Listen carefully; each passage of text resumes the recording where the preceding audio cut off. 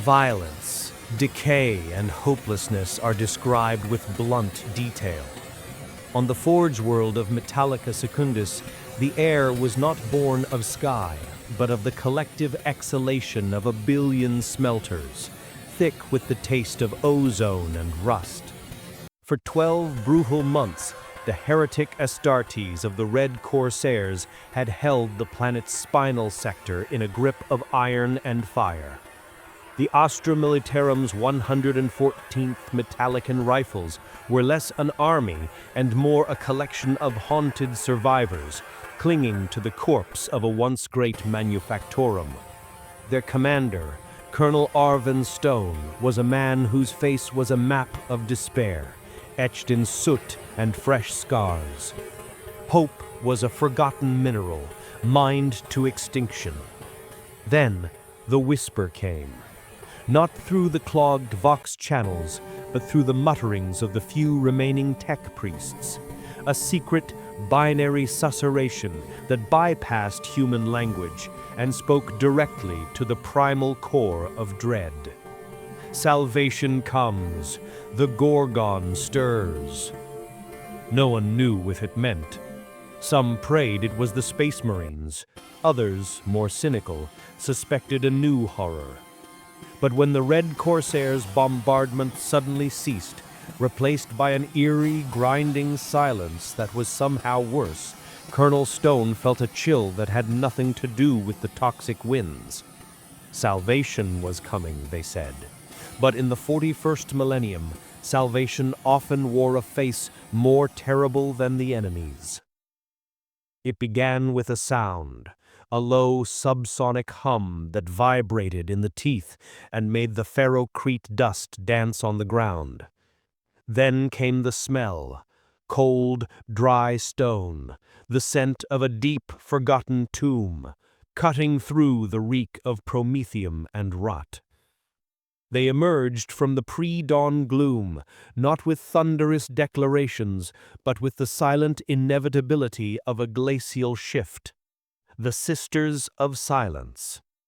Dozens of them, their black power armor absorbing the weak light, their faces hidden behind grotesque, sigh-dampening helms. An aura of null energy pulsed from them, a psychic void that made the guardsmen's souls feel thin and muted. And at their heart, she walked. Medusa Gorgon was not large, not like an Astartes, but she commanded the eye with a terrible gravity. Her armor was obsidian and jade, etched with serpents that seemed to writhe in the uncertain light. In her hands she bore a massive, ornate flamer, its mouth shaped like a roaring dragon. But it was her helm that froze the blood. A stylized, agonized face, its mouth open in a silent scream, from which hung a living curtain of writhing, metal-scaled cyber snakes, their eyes glowing with a baleful green light. She did not look at the cheering, weeping guardsmen who stumbled from their holes. Her blank, horrific gaze was fixed on the distant fire-lit spires of the Corsair-held citadel. She raised a hand, not in greeting, but in a gesture of utter negation. A Corsair patrol, emboldened by the silence, chose that moment to attack. A squad of traitor guardsmen in spiked armor roared forward on jagged bikes, chain blades screaming. Medusa Gorgon turned her head. The cybersnakes around her helm ceased their writhing and rose, pointing as one. A palpable wave of something, not heat, not cold, but absolute, anti-vital stillness rippled out from her. It touched the lead biker. The horror was not instantaneous, but dreadfully methodical. The man's scream choked off into a guttural rasp. His charging form stiffened. Color fled his flesh, leaching into a uniform, lifeless gray. His clothes, his bike, the very air around him seemed to harden and crack. Within 3 heartbeats, where a roaring heretic had been, there was a statue of perfect, terrified detail, a monument of porous, ash-gray stone, frozen in mid-snarl, his bike a grotesque sculpture of rust and petrified fuel. The charge died. The remaining corsairs stared, their bravado shattered. The guardsmen's cheers died in their throats, replaced by a suffocating awe. This was not liberation. This was a replacement of one terror with another, far more profound. The main assault was not a battle. It was a procession of sculpted death. Colonel Stone and his men were relegated to witnesses, trailing behind the silent advancing line of sisters and their living weapon. The Red Corsairs, expecting a grinding infantry fight, met something their demonic pacts could not comprehend. Medusa moved with a chilling precision. Where bolter fire concentrated, she would sweep her gaze, the Gorgon's gaze they called it, though her eyes were hidden, and a wave of that petrifying energy would lance forth. Astartes, heretics, whose bodies were temples to chaos, became inert stone. A charging hellbrute, a demon engine of molten fury, was caught in the fuller blast of her flamer, the withering world snake. Not fire, but a concentrated beam of the same petrifying essence engulfed it. The demon within screamed, a sound of rending reality before the entire 10-ton construct solidified into a twisted, silent cenotaph. The horror was in the details. Stone saw a corsair, half behind cover, one arm and shoulder turned to rock, the other still flesh, clawing at his own petrifying limb in mindless terror before the stillness claimed him wholly. He saw a cluster of heretics, transformed in a group, their statues locked in a final panicked embrace. The silence of it was the worst. No glorious explosions, just the soft crunch-crunch of gravel underfoot, the hum of null fields, and the occasional faint click-whir of the cyber snakes on Medusa's helm. Violence, decay, and hopelessness are described with blunt detail. They found the inner sanctum, the Corsair commander's throne room. The traitor Astartes, Lord Krizak, stood defiant before a warp altar, his power axe crackling with malicious energy. He hurled curses, promises of eternal pain. Medusa Gorgon simply walked towards him. Krizak charged, a berserk hurricane of hate. She raised her hand. The Gorgon's gaze struck him head-on. But Krizak was powerful, infused with the raw stuff of the warp. He did not instantly turn. He fought it.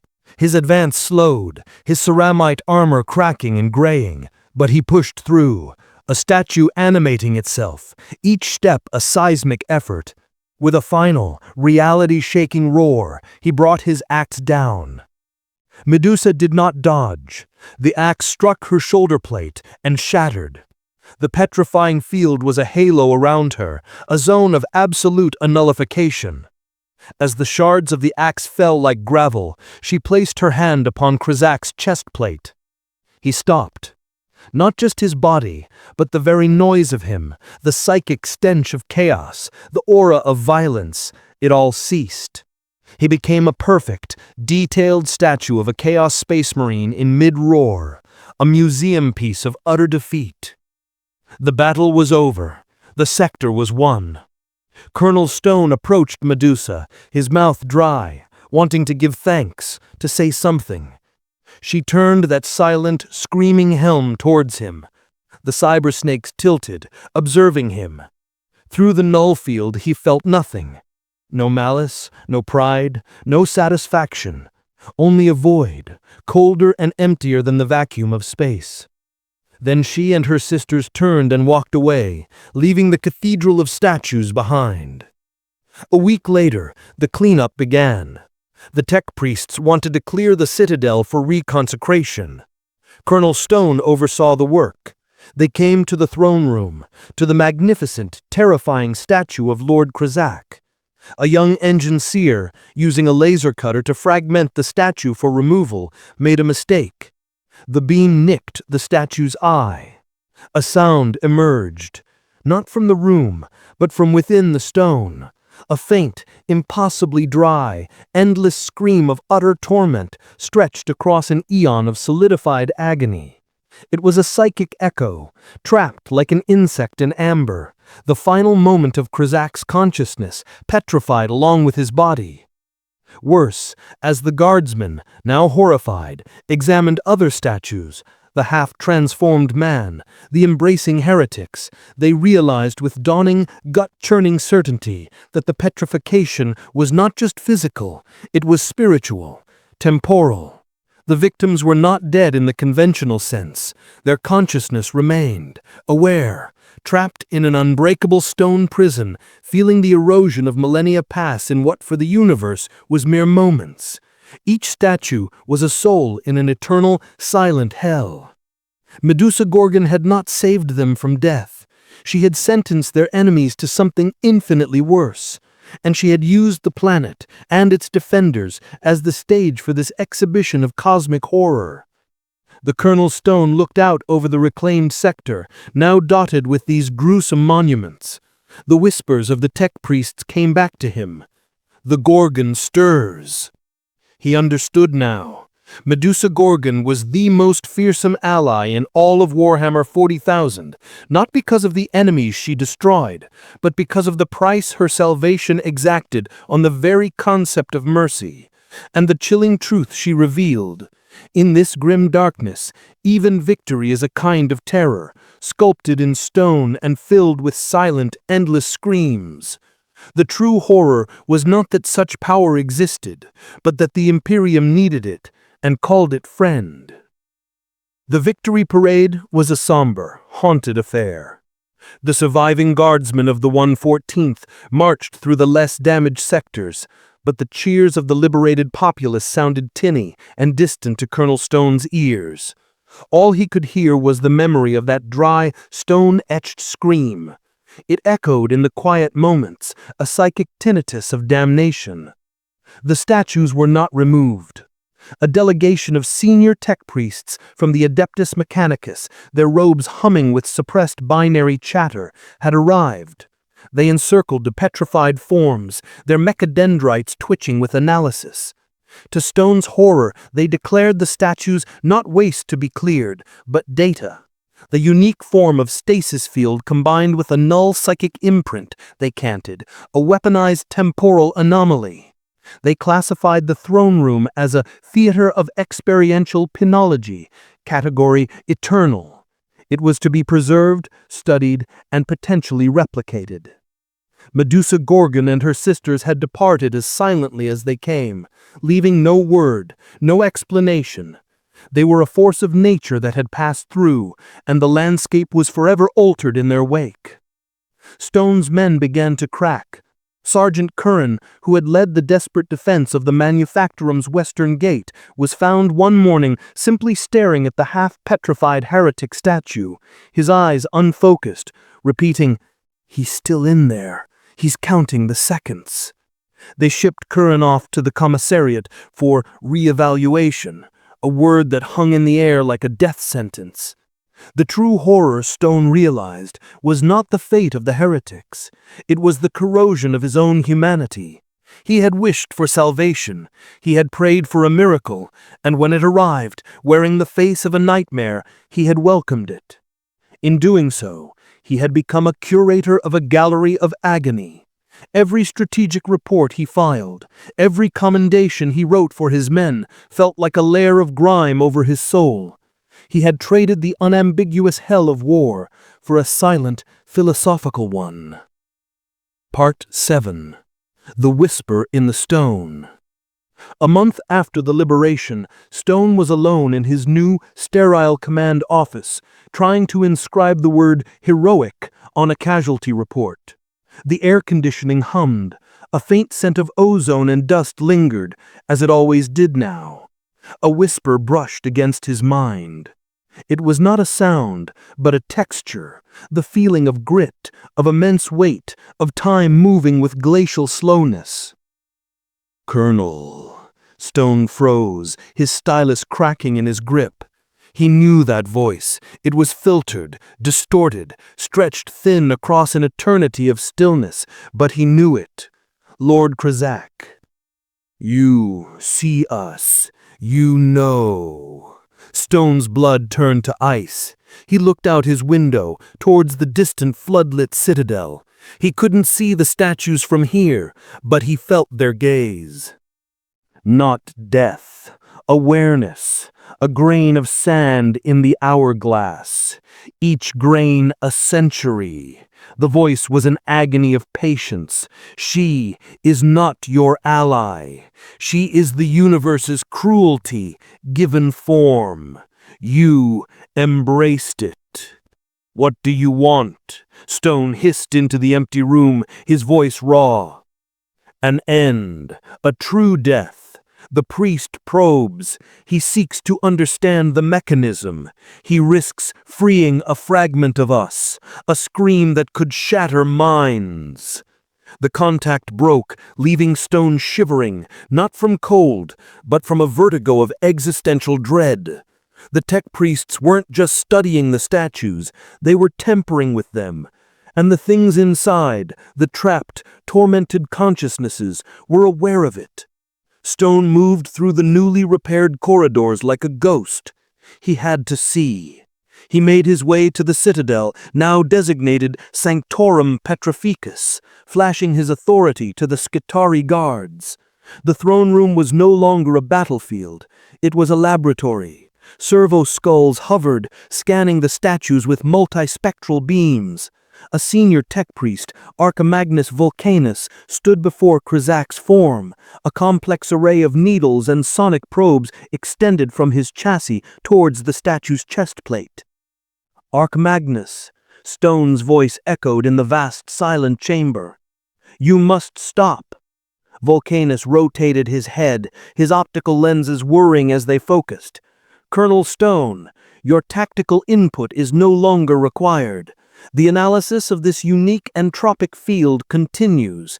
Preliminary data suggest potential for battlefield application against warp entities of significant corporeal mass." "They're aware," Stone shouted, the sound sacrilegious in the hushed space. "You're torturing them." Torture is a biological and emotional concept. This is stasis, a suspension. The consciousness is a data stream, frozen in a moment of terminal conflict. Fascinating. We are attempting to extract a logarithmic echo of the subject's final psychic imprint. As he spoke, a needle-thin laser touched a hairline fracture on the statue's petrified power fist. The air in the room grew heavy, dense, a pressure built in Stone's skull. From all around, from every statue, a collective silent sigh of millennia-old pain seemed to emanate. The very dust on the floor trembled. Then Krazak's statue wept. A single Violence, decay, and hopelessness are described with blunt detail. They found the inner sanctum, the Corsair commander's throne room. The traitor Astartes, Lord Krazak, stood defiant before a warp altar, his power axe crackling with malicious energy. He hurled curses, promises of eternal pain. Medusa Gorgon simply walked towards him. Krazak charged, a berserk hurricane of hate. She raised her hand. The Gorgon's gaze struck him head-on. But Krazak was powerful, infused with the raw stuff of the warp. He did not instantly turn. He fought it. His advance slowed, his ceramite armor cracking and graying, but he pushed through, a statue animating itself, each step a seismic effort. With a final, reality-shaking roar, he brought his axe down. Medusa did not dodge. The axe struck her shoulder plate and shattered. The petrifying field was a halo around her, a zone of absolute nullification. As the shards of the axe fell like gravel, she placed her hand upon Krazak's chest plate.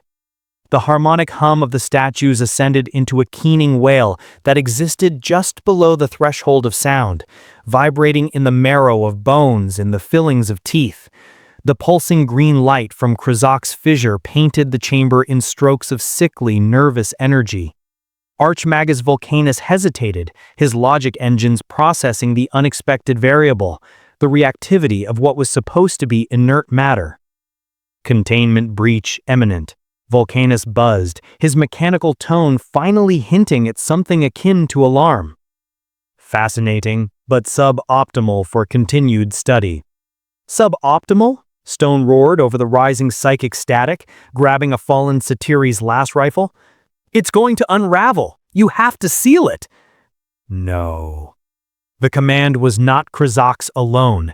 It was the chorus of 100 petrified souls, a unified will forged in an eternity of shared silent torment. The single stone tear on Krazak's cheek was now a rivulet. The fissure in his fist widened with a sound like a mountain splitting. Release or shatter us. Stone understood the offer, horrific in its simplicity. They were a bomb of petrifying energy. Vulcanus's tampering had primed them. They could either explode outward, turning the entire sanctum and likely the entire hive sector into a new forest of tragic stone, or they could be focused, turned inward, and annihilate themselves in a cataclysmic implosion of shattered null matter. True death, the oblivion they craved. But to do that required a sympathetic will, a conscious mind to act as a detonator. The Sisters of Silence were nulls, voids. They could wield the power but could not hear the plea. The tech priests saw only data, only Stone, the flawed, feeling human who had witnessed their creation, who felt the grime of their damnation on his soul, could broker this deal. Archmagnus, your probes, can you channel energy into the fissure? A massive surge, all at once. Vulcanus calculated. A concentrated pulse of the motive force directed into the instability would cause a catastrophic cascade failure of the entropic matrix. It would destroy the specimens. That's the point, Stone shouted. Do it, or we all become exhibits. The statues trembled, hairline cracks spiderwebbed across the embracing heretics, the half-transformed biker. The chorus of tormented minds pushed into Stone's, a weight of desperation that threatened to crush his sanity. Now, mortal, or never. Vulcanus, prioritizing the survival of data and self, acted. His mechanodendrites reconfigured, slamming into the base of Krazak's statue. I will require 4.3 seconds to reach full capacity. The backlash will be physical and psychic. You will perish. Stone didn't answer. He dropped the last rifle and walked forward, placing his bare hands on the cold, weeping stone of Lord Krazak's petrified leg. The contact was an electric shock of frozen time and boundless agony. He saw flashes, the bloody ascent to demonhood, the laughter of gods, the final soul-deep freeze as Medusa's gaze hit him, the slow, excruciating awareness of captivity. I'm sorry, Stone whispered, not to Krazak, but to himself, to his lost men, to the universe for its intolerable cruelty. Vulcanus unleashed the power, a screaming arc of pure azure energy stolen from the Forge World's own heart, lanced from his chassis into the statue. The green null light fought back, a crackling corona of anti-energy. The chamber became a storm of opposing forces, life against stasis, change against eternity. The statue's silent scream became audible, a tearing, grinding shriek of released time, of a million years of compressed agony exploding in an instant. Stone held on. He was the conduit, the willing lightning rod for their pain. He felt his own body stiffen. A grain is creeping up his fingers where they touched the stone. He was becoming part of the chain, his own end approaching not as fiery heroism, but as cold, silent integration. Just as the gray reached his wrist, the cascade peaked. There was no sound. There was only a pop of vacuum, a flash of blinding white that consumed color, then utter, perfect black. Then silence. True silence. The psychic pressure vanished. Part 10. The New Monument. Stone fell to his knees, gasping. His right hand was numb, cold as marble, but flesh. Before him, where the statues had stood, was a perfect spherical void in reality. The floor, the walls, the ceiling were sheared away in a dome of impossibly smooth, glassy fusion. At the very center, on a lone pedestal of untouched rockcrete, stood a single, new statue. It was Colonel Arvin Stone. Or rather, a perfect, petrified likeness of him in a moment of agonized determination, one hand outstretched, his face a mask of pained resolve. It was detailed down to the scuffs on his flak armor, the fresh scar on his brow, a monument not to a hero, but to a choice. The other statues, Krazak, the heretics, the half-transformed biker, all were gone. Not dust, not fragments. Unmade. Their oblivion was complete. Archmagnus Vulcanus clanked forward, scanners whirring. Fascinating. The recursive backlash reconstituted the field upon a proximate semi-willing psychic template, your own lingering guilt and empathy. A sacrificial imprint. The other consciousnesses have been erased. The data is lost. He sounded almost disappointed. Stone stared at his own stony face. He felt no connection to it. It was a shell, a receipt for a terrible transaction. He had not been noble. He had been desperate. He had bargained with tormented souls and become their tombstone. Epilogue. The fearsome ally. A year later, the Forge world hummed with industry.